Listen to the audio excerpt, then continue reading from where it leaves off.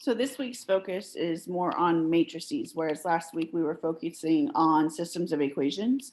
So this lesson, we're going to kind of mix them together. How will you solve systems of equations using matrices?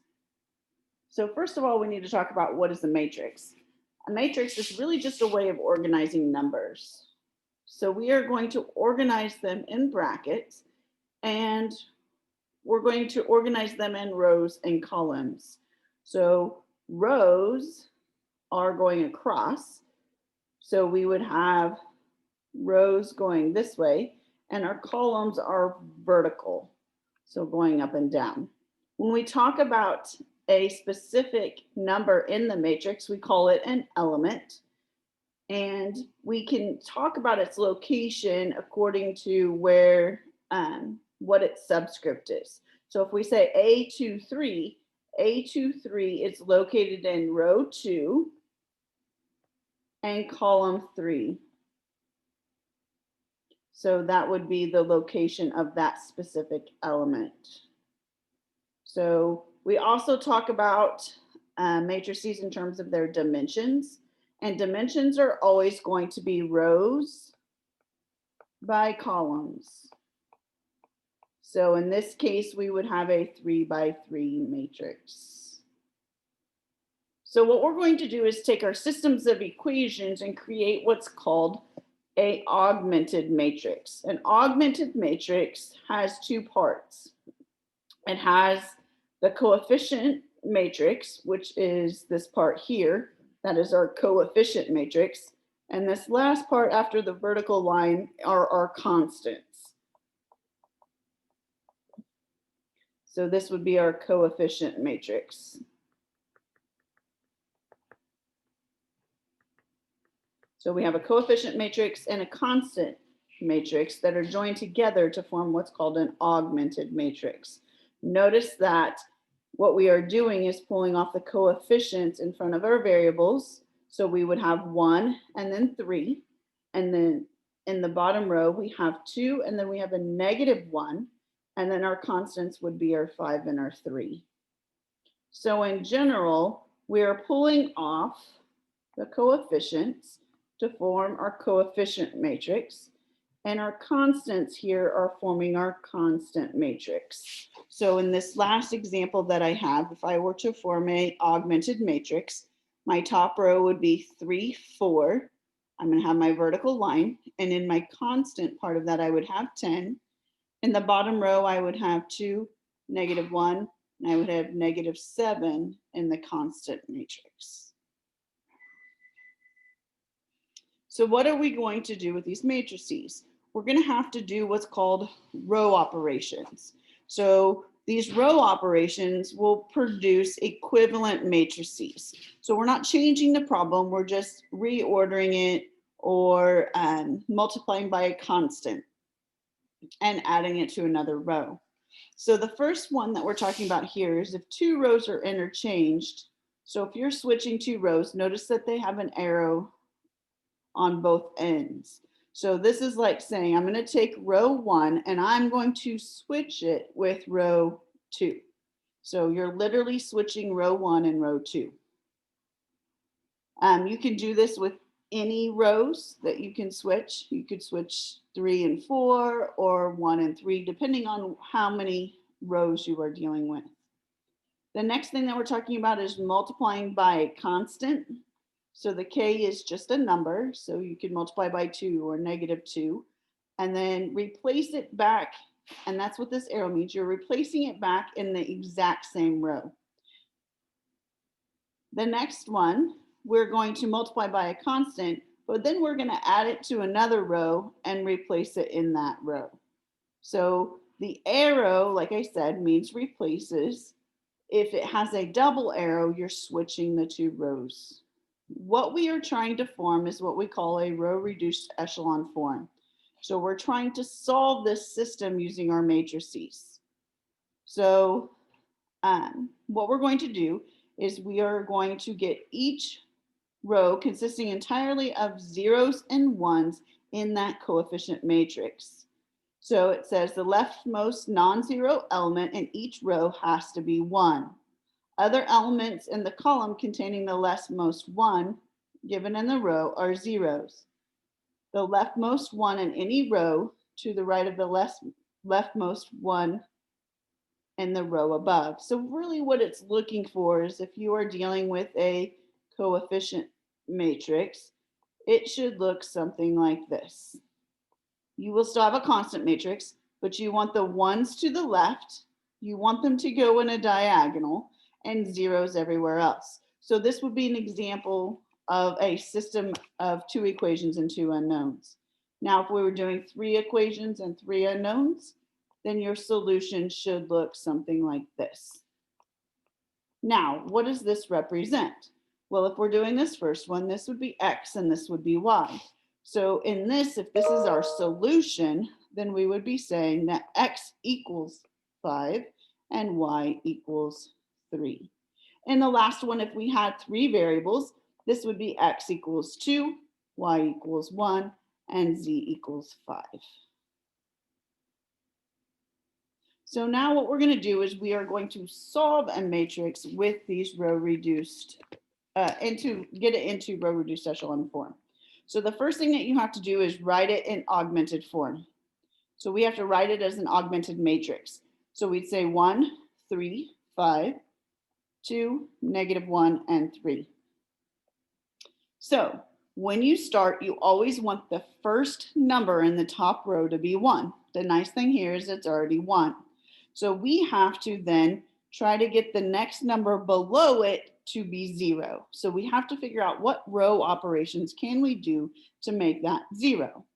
Well, you have to think about multiplying by a constant or adding rows together or doing both. So in this case, we're going to take -2 times row 1. We're going to add that to row 2 and we're going to replace that in row 2. So our top row would look like 1, 3, 5, because we're not changing our top row, but we're multiplying the top row by -2 and adding it to row 2. So we're going to take -2 plus 2, which would give me 0. Do that in the next column as well. So -2 times 3 is going to give me a -6, plus a -1 is going to give me a -7. In the constant one, we'd have -2 times 5, which is -10, plus 3 is a -7.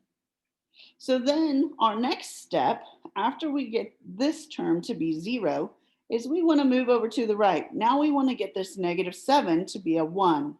Well, in this case, what we can do is we can multiply -1/7 times row 2 and replace it in row 2.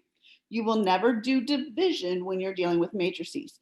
You will always do multiplication. So we are not dividing by a -7, we are multiplying by a -1/7. So in this case, our top row again is not going to change, but our bottom row then would be 0, 1, 1. Now, our last step is to get this top number to be a 1. Now, so to do that, we're going to have to multiply -3 times row 2, add it to row 1, and replace it with row 1. So this time our bottom row is not changing. So if I multiply -3 times 0, 0 plus 1 is just going to remain as a 1. -3 times 1 is -3, plus 3 is 0, which is what we wanted. -3 times 1 is -3, plus 5 is a 2. Now we have it in row reduced echelon form, and I can state my solution as x equals 2 and y equals 1. So let's move to another example. In this case, you can see that our coefficient of our top x is not 1 this time, so it's going to require a little bit more work. So we are going to write our augmented matrix.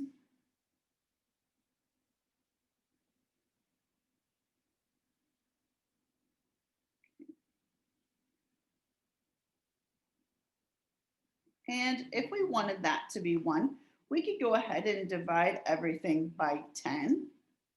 So if we did that, we could take 1/10 times row 1 and replace it in row 1. Like I said, it's not necessarily division. We're multiplying by a 1/10. And we would have 1 and -2 over 10. And then 6 over 10. Now we could go ahead and reduce those if we wanted to. Okay.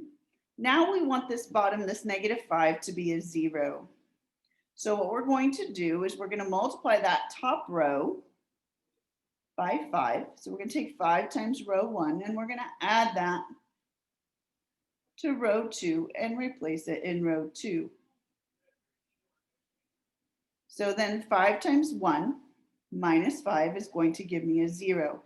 Again, that top row is not changing.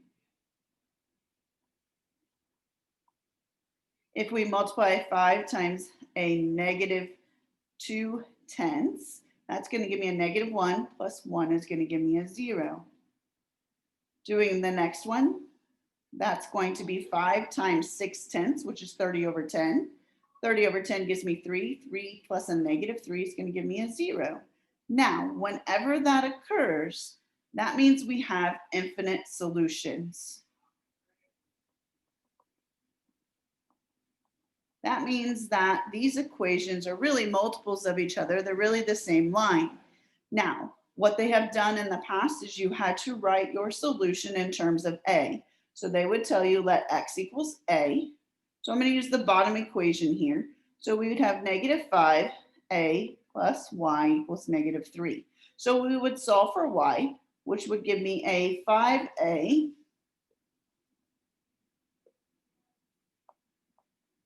minus 3. So when you write your solution would look like a comma 5a minus 3.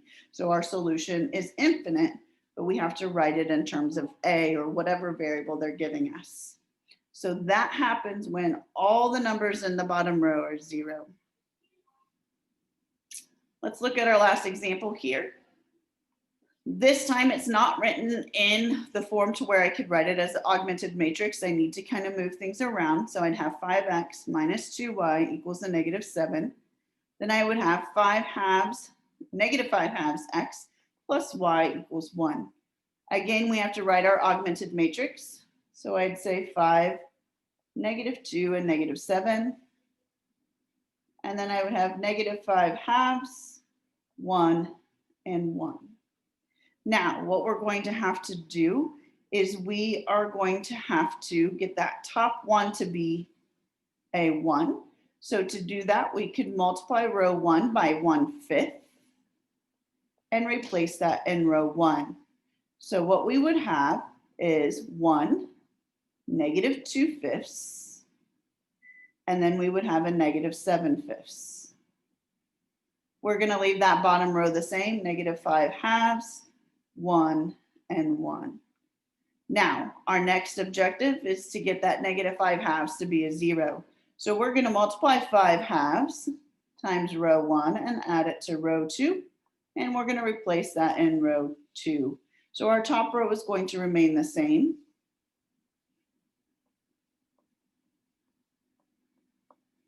The bottom row is going to give me a 0.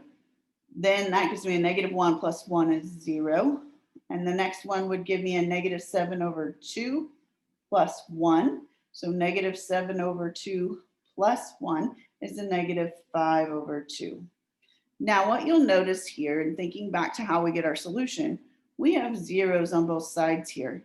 If you have zeros on both sides here, so you actually have something that would say 0 equals a -5 halves. That means you have no solution.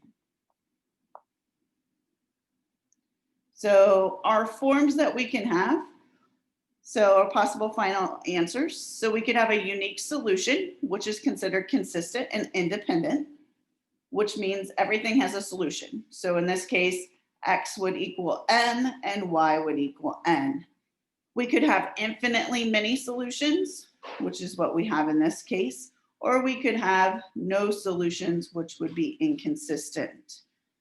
Remember that the end of quarter is on Thursday. If you have any questions or concerns, make sure that you are emailing me and I will get back to you as soon as I can. Have a great day.